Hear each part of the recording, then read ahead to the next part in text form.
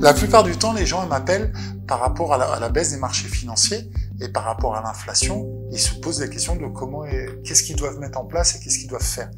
Et ça, c'est la principale des préoccupations de mes clients.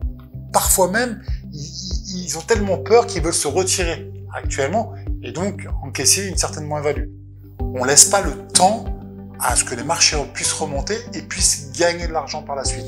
En fait, structurellement, ce qui serait bon d'arriver à faire, c'est de rentrer dans les marchés, mais de manière progressive.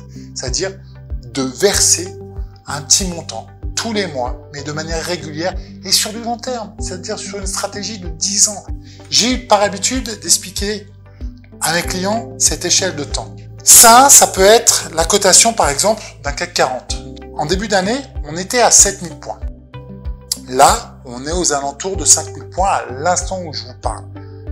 5008, 5009. Je me dis que la personne qui a versé de manière initiale, c'est-à-dire de manière importante sur les marchés à 7000 points, que potentiellement, actuellement, elle perd de l'argent. Il va falloir qu'on attende que les marchés retournent à 7000 points, en tout cas cet indice-là, l'indice CAC 40, pour commencer à gagner de l'argent. Or, si cette personne-là avait fait pas un versement initial en début d'année, mais des versements tous les mois, c'est-à-dire en janvier, en février, en mars, elle aurait acheté un CAC 40 à peu près à 6300 points. Et là, il suffirait que le CAC 40 repasse au-dessus de la barre de 6300 points pour commencer à gagner de l'argent. À quel moment rentrer, à quel moment sortir, personne n'est capable de vous le dire.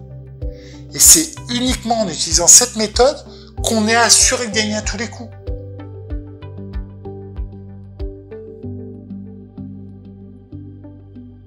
Quel est le meilleur protectorat de l'inflation, si ce n'est le loyer?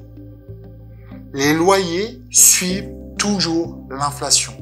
L'avantage pour l'investisseur, c'est qu'il s'assure un rendement de plus en plus élevé par rapport à l'actif, au bien immobilier qu'il a acheté, mais également, le jour où il va revendre son bien, globalement, 50% sera financé par le locataire. 50%.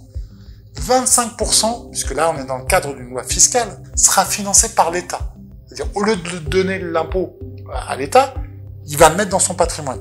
Et seulement 25% sera financé par l'investisseur lui-même.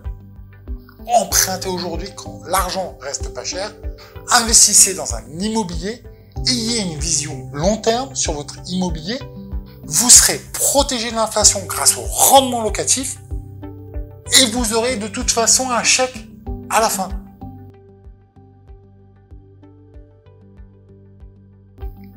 Le patrimoine, il vit.